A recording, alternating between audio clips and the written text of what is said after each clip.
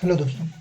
आज की इस वीडियो में हम लोग बात करने की कोशिश करेंगे अंबानी वर्सेस अदानी की, जो एनर्जी के सेक्टर में एक दूसरे से लड़ने के लिए बहुत ज़्यादा तैयार है। अगर हम देखें तो अदानी के पास जो पावर अभी तक का बिजनेस है वो है पावर और इंफ्रास्ट्रक्चर का।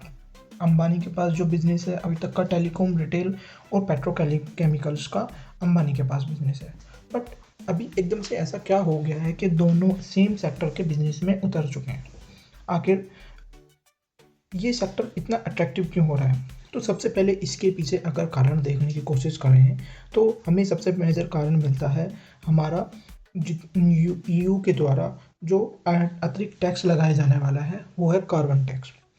ये भारत के एक्सपोर्ट पे कहीं ना कहीं लगने वाला है, और ये अगर एक्सपोर्ट पे लगेगा तो ये मेनली जो स्टील इंडस्ट्री है उस पे लगेगा, और इसके द्वारा हमारा जो एक्सपोर्ट है वो कहीं ना कहीं बहुत हद तक प्रभावित हो जाएगा। उसी के कारण से अब गवर्नमेंट ऑफ इंडिया इस बात के लिए कंसर्न है बहुत ज़्यादा कि कैसे ना कैसे करके उस टैक्स से बचाया जाए इंडिया को, और वो कार्बन का जो टैक्स है वो इंडिया पे ना लगे। तो उसी के लिए हमें रिन्यूएबल एनर्जी पे जाने की बहुत ज़्यादा ज़रूरत है। और जब रिन्यूएबल एनर्जी पे जाने के लिए बहुत ज़्यादा ज़रूरत है तो उसी के चक्कर में अभी जो दो बड़े खिलाड़ी हैं देश के, अदानी और अंबानी, वो दोनों आ चुके हैं।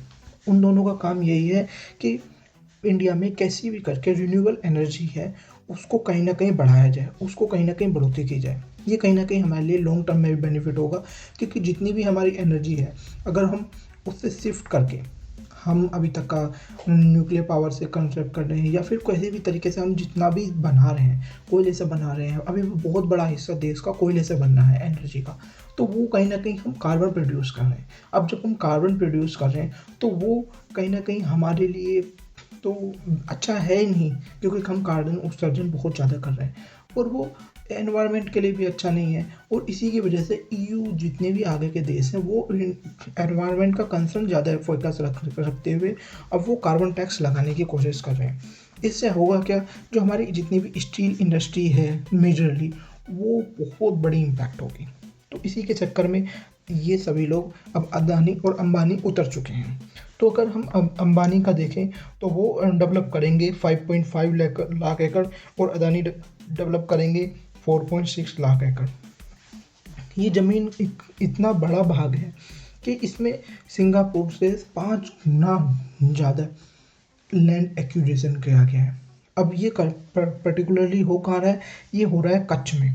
कच्छ का जो प्लेस है वो देखें, उसमें अगर कुछ देखें तो टेरोइड जोन उसमें जो आता है, ट्रॉपिक ऑफ कैंसर, टेरोइड जोन और ट्रॉपिक ऑफ कैप्रिकॉर्न, ये 3 ऐसे जोन हैं जिसमें धूप जो है, मतलब आप एक तरह से कह सकते हो कि सनलाइट जो है वो सबसे अच्छी आती है हमारी टेरोइड जोन में। अब टेरोइड जोन में जो इंडिया का अगर मैप देखें तो उसमें सबसे ज़्यादा अगर आप देखें तो गुजरात में का एक ऐसा एरिया है जहाँ पे जो एनर्जी है उसकी जो कंजप्शन है अप्रोक्स 50 to 60% है। मतलब अगर हम अदर किसी भी स्टेट को इंडिया के कंपैरिजन में करें तो सबसे ज़्यादा जो वहाँ पे एनर्जी है वो गुजरात के कच्छ में मिलती है। तो यही रीज़न है कि उसको एक तरह से वो अट्रैक्टिव बहुत हो गया है। तो सब जितने भी अंबानी और अदानी हैं वो ज़्यादातर फोकस वहीं करेंगे जहाँ उन्हें ज़्यादा से ज़्यादा कंजप्शन मिल सकता है। और दूसरा इसका रीज़न एक यही नहीं है, दूसरा इसका रीज़न है वहाँ की जो विंड स्पीड है वो बहुत ज़्यादा अच्छी तेज़ी से चलती है। अब जब विंड स्पीड इतनी तेज़ी से चलती है तो होगा क्या, 24/7 बिजली पैदा होगी, क्योंकि दिन में सूरज से बिजली कमाओ, रात में हवाओं से बिजली कमाओ, तो कुछ मिला के खूब दबा के बिजली पैदा करने वाले हैं ये लोग। और तीसरा एक रीज़न ये भी है कि कच्छ में जो अगर आप देखें तो लैंड अवेलेबिलिटी जो है वो अगर आप एक तरह से देखो कि बहुत ज़्यादा है। वो किस तरह से ज़्यादा है कि अगर कच्छ को देखें तो वहाँ पे 50 पीपल पर स्क्वायर किलोमीटर पे बैठते हैं, 50 लोग ही पर स्क्वायर किलोमीटर पर होते हैं। अगर अदर इंडिया का और कोई भी ऐसा देखें कंडीशन तो वहाँ बैठते हैं 492 पीपल। तो लैंड एक्विजिशन जो है जो कच्छ में है वो बहुत आसान है। अब जब लैंड एक्विजिशन वहाँ पे अच्छा है, जो कंडीशन है मतलब बिजली पैदा करने के लिए वो बहुत ज़्यादा अच्छी हैं, क्योंकि जो विंड की स्पीड है वो वहाँ पे बहुत ज़्यादा अच्छी है। अगर तो सारी फेवरेबल जो कंडीशन है वो कच्छ में ज़्यादा अच्छी मिल रही हैं। अब जब सब कुछ अच्छा कच्छ में मिल रहा है तो जाहिर सी बात है वहाँ पे सभी लोग अपना प्लांट वहाँ पे ज़्यादा कर लगाएंगे। और हो भी यही रहा है कि कच्छ को जो 9 लाख एकड़ का है वो कुल मिला के एक्वायर कर लिया है। और वहाँ पे अपना जो रिन्यूएबल एनर्जी है उसमें अंबानी और अदानी दोनों साथ में मिलकर काम करेंगे।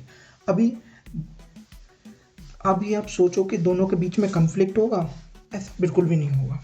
अगर अदानी का देखें तो वो जितना भी काम करेंगे वो अपर लेवल पे काम करेंगे, मतलब रूरल एरिया के लिए सप्लाई नहीं करेंगे। अदानी का काम कर रहे हैं वो रूरल एरिया पे काम करेंगे, अपर एरिया पे वो काम करेंगे, एक लोअर लेवल पे काम करेगा। तो जो पावर का डिस्ट्रीब्यूशन है वो पहले ही हो चुका है कि किस किस तरह से हमें पावर सप्लाई करना है और किस किस तरह से हमें आगे बढ़ना है। तो कुल मिला के अभी अब इंडिया के रिन्यूएबल सेक्टर में बहुत बड़ा बूम आने वाला है। और इसके पीछे रीज़न यही होगा कि सबसे ज़्यादा तो रीज़न है हमारा, एक तो कार्बन टैक्स जो ईयू के द्वारा इंडिया पे थोपा जाने वाला है, उसका बहुत बड़ा रीज़न है। और दूसरा ये है कि इंडिया भी अब सेल्फ रिलायबल होने चाहता है। अब वो कब तक कोयले से एनर्जी पैदा करता रहेगा। I hope you gain something from my this video. आपके लिए बहुत कुछ ज़्यादा इम्पोर्टेंट नहीं रखता, पर हमारे लिए ये बहुत ज़्यादा इम्पोर्टेंट रखता है कि कृपया करके हमारे चैनल को लाइक और सब्सक्राइब कीजिए। और इस वीडियो को जितने भी आपके कोई फ्रेंड है उनमें शेयर कीजिए, उनको भी कुछ ना कुछ सीखने को मिलेगा। Thanks for watching.